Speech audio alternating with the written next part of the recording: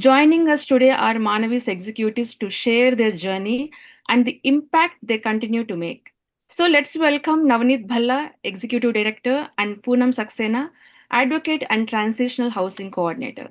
Thank you, Navneet and Poonam, for being here with us today. So, Navneet, to begin with you, we would love to hear from you. Like, can you please share a bit about the Manavi's journey? Like, when was the organization founded, and what is its core mission and impact today? Thank you so much for having us today, and thank you for everyone joining today. Manavi is the very first South Asian nonprofit organization founded in the United States in 1985, dedicated to ending all forms of gender based violence in the South Asian community across the state of New Jersey. Manavi, as you said earlier, provides culturally specific and linguistically appropriate services to South Asian survivors of domestic violence, sexual violence, and all forms of gender based violence. Our mission is to make sure that all South Asian survivors across the state of New Jersey feel supported. And we strive to address both the immediate needs of survivors as well as a long term vision of establishing peaceful communities free from violence. Navneet, what services does Manavi provide? Manvi provides a range of culturally specific services. For instance, we provide advocacy, we provide counseling, including mental health counseling. We have a culturally specific transitional home called Ashiana. We provide a 24-hour multilingual hotline, which is very unique in that we have advocates who are trained and they speak a range of South Asian languages because we understand that that's critical for South Asian survivors who are calling in. We also provide legal services. It could be a range of legal services and court accompaniments. We actually have an in house attorney who can deal with a range of legal cases for South Asian survivors. We provide support groups. We also do a lot of community outreach events, community chais, and events across the state of New Jersey because we want to make sure we reach as many survivors as possible. We also provide sexual assault support services and economic empowerment, which includes financial literacy support, financial assistance, paying for they could be their tuition or courses or job skills, that kind of thing.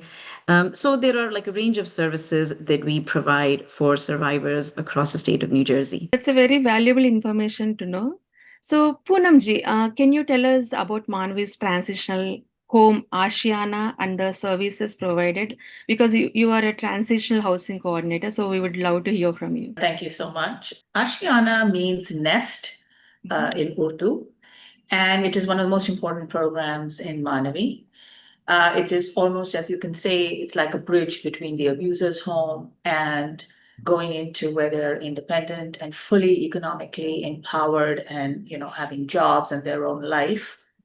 It was founded in 1997, and before that, we were collaborating with someone when we realized that we needed to be more culturally specific.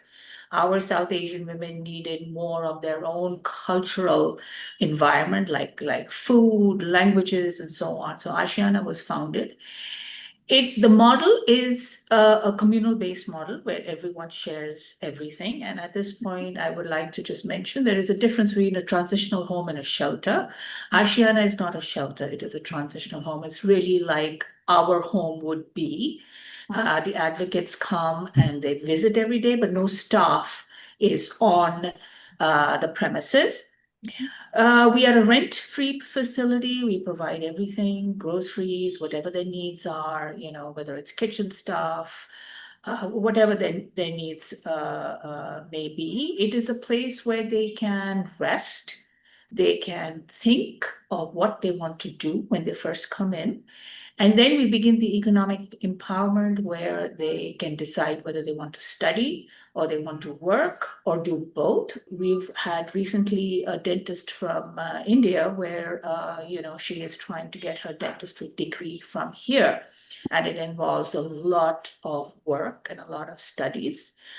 The whole model is based on the fact that we provide everything so they don't have to worry about where the rent is going to come next day or where the grocery bills are going to come or who's going to take care of their child and tuition and so on. Do you have any income limitations in order to accept any survivors into these transitional homes? We don't have an income limitation, but I can tell you if somebody is wealthy enough to afford an apartment and a car and everything, they probably will not move into the transitional home, but they would certainly want our services, and that has happened too.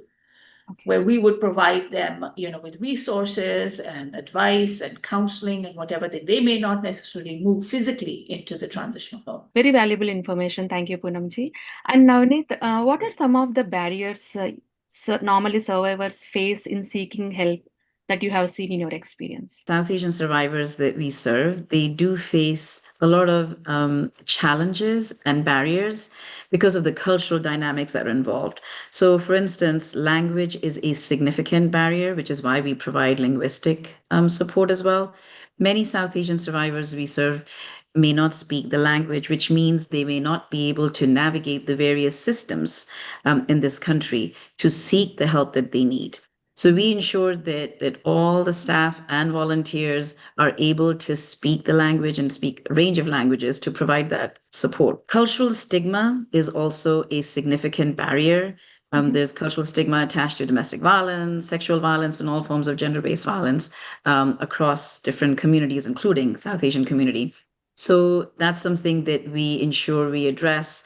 Now, in New Jersey, although there are other domestic violence agencies and we partner with all of them, I think the key piece that's very different for Manavi is that a lot of South Asian survivors don't receive culturally responsive services, and that is a significant barrier, which is why Manavi, for the last 4 decades, has been very, I would say, proudly been serving South Asian survivors to ensure that they get culturally responsive services. The other barrier I do want to touch on is immigration status. That is a significant barrier because many South Asian immigrant survivors that we serve have a fear of deportation because the abuser very often will threaten the survivor that if they report the violence, they will be deported. So very often the survivors don't report. The other barriers to touch on briefly are isolation. They are cut off from their support system and network because the abuser makes sure that they are controlling the environment that the survivor is in.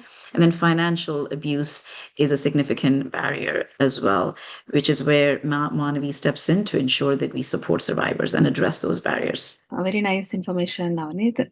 Poonamji, we would love to hear more stories. Like, can you share a story about a survivor that Manavi has served? This survivor came to me because we have the same language. We speak the same Indian language. And this happened a few years ago. And she came into this country and, like most young Indian women, became pregnant right away. The power and control and abuse started pretty much right away. As he advanced in age, she got pregnant again, and she was being systematically abused in front of her son.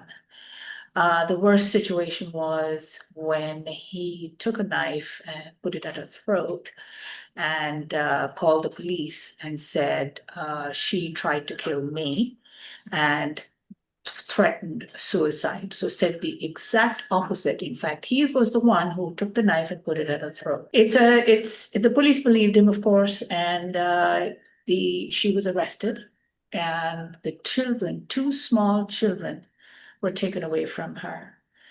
It took Manvi 5 months of court hearings, trials, to get the children back. Because what we were finding was that he was exploiting the system and he was lying so much that he wanted her. His eventual game plan was that he wanted her deported and he wanted to take both the children. We spoke to the public defender, explained to him how even before the incident, the survivor was with us and we would provide her food, we would provide her even milk for the children.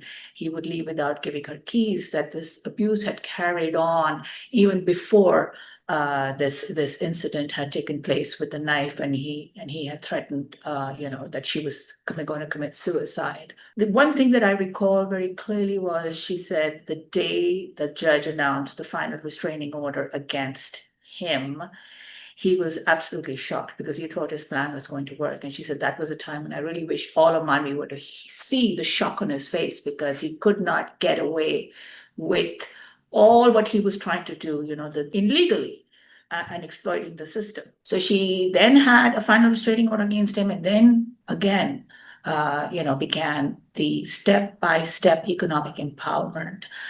We helped her in as much as we could, mental health counseling, supportive counseling.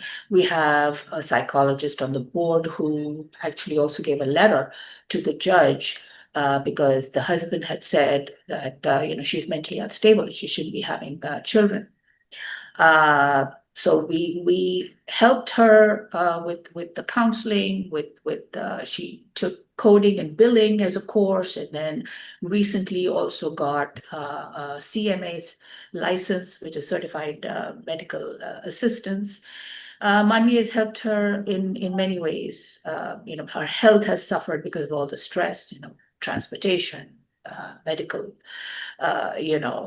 assistant, even talking to the doctor sometimes, and she's come a long way. I mean, there was a time when she could not really, her English wasn't that great, and she's worked so hard, to get everything in order. And she's really at this point come such a long way, and it really makes us so proud that she is where she is. At the right moment for her. And yes, so we can see such type of stories a lot in our society, South Asian society. And I'm glad you were there for her. So, Poonamji, like how can community members help and get involved in this mission? Volunteers are a very integral part of Manavi, and they bring with them, a lot of skill sets, different skill sets. I mean, it could be IT, it could be, doing groceries, for the safe home. It could be, tax consultants. It could be so many different things. And so that's where the volunteers, can really help, and they can also really help, as a community to donate and to offer their time and to offer, whatever they can pitch in you, whether it's $10 or $1,000 or whatever it may be. That is a huge help, because it helps us to channel the money to the survivors' needs. Thank you so much, Poonamji. And over to you, Navneet. Can you share details about Manvi's upcoming gala and when is it and how can people get tickets? We are very excited to announce that Manavi is going to celebrate 40 years of work in supporting South Asian survivors across New Jersey. And we are going to celebrate by having our 40th anniversary gala on September 18th at the Marigold in New Jersey at 6 p.m. It's an event. We usually do a gala every year, and every year it sells out. So we are getting close to that point. And we would love to have and see as many people as possible joining the gala. It's to describe the gala, I would say it's an evening where the community truly comes together to support Manavi's mission. We have a survivor every year who will share their story in person. So you will actually get to hear directly from the survivor about their story and how they were able to rebuild their life with Manavi's support. And we have entertainment, we have dance performance, musical performance, and of course, we have a very special keynote speaker this year, Miss Reshma Sojani. We're very excited to have her speak, and we will have awardees and honorees.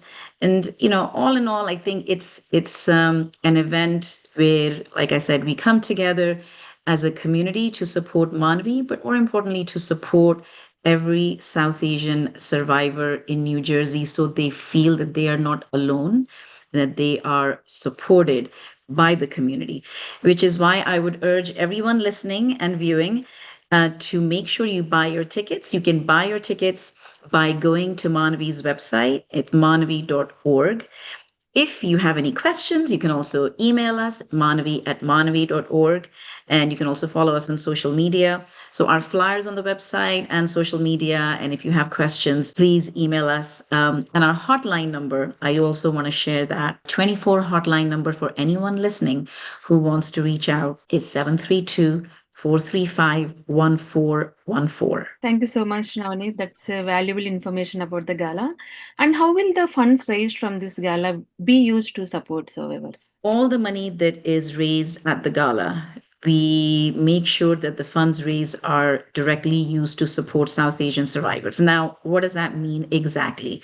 What it means is that we use that funding and funds raised for a range of services that we provide. So, to give you specific examples, after the gala and the fundraising we do throughout the year, we will use that money to provide rent for survivors. Rent can be a month, rent can be a few months depending on their circumstances. We use that money to provide groceries for survivors and their children. Very often, a survivor could come to us with two or three children. So, making sure that groceries are provided on an ongoing basis, which is why recurring donations matter. Your money directly supports survivors. And I want to keep reiterating that every donation, no matter what amount, will make a meaningful difference in a survivor's life. The other things where the money goes is it can help to support their tuition, job training, make sure they become financially independent, to support childcare. Um, Really, any need that a survivor has, Manavi's mission is to make sure that we provide survivor centered services and we take a survivor centered approach where we ensure that all the funds raised are going to supporting every survivor need that we see. So please come to the gala. I will ask everyone again. It's a fun night, it's a social night and gathering to get together with community. Poonam will agree. I think all of us, staff and us, we actually really enjoy the night. And at the end, we all dance our hearts out. So it's a fun night. But at the same time, it's also a night where we celebrate Manavi's work. We lift up every single South Asian survivor and their story. And we encourage every community member to realize that your contribution matters, your donation matters, and especially now in the current climate where we are in unprecedented, uncertain times with funding, it is really critical. And I request every community member to come to the gala, support survivors, and make sure that everyone feels supported. Thank you. We are so excited for the gala. One of the barriers or stigma for the survivors is also a privacy. So, how does a Manavi organization, how do you ensure that their privacy is taken care of? This is the core part of our work and mission. Confidentiality is a very integral part of the work that we do. We ensure that any survivor that approaches Manavi that seeks support services, their story, their work, anything, their identity is kept confidential and anonymous. And we, like I said earlier, we take a survivor centered approach, which means the survivor is the expert of their life and their case. Our goal and role is not to tell the survivor how they need to go about their life. We just make sure we provide options and services, and the survivor is ultimately the decision maker. So, in terms of privacy, confidentiality is a core part of the work we do, and we ensure that that is maintained throughout their case. Awesome, Navneet. So, Poonamji, over to you, and we would love to hear few words and a message about this gala with our audience. This is one of the most important occasions because it's our 40th anniversary. And not only are you going to be doing something very, very meaningful for a lot of women who are, suffering, but you're also going to have a fabulous time. Thank you, Poonamji. And Navneet, a few words with our audience. Thank you so much for listening and being here. And I think I just want to remind everybody Manavi would not be able to do the work that we have been doing for the last 40 years without the support from our community. So we want to not only continue to do the work we are doing, but we also want to expand our services to make sure we reach every single survivor across New Jersey and beyond, because we also support survivors of transnational abandonment in different parts of South Asia. So I think I urge every community member who may be thinking, how can I help?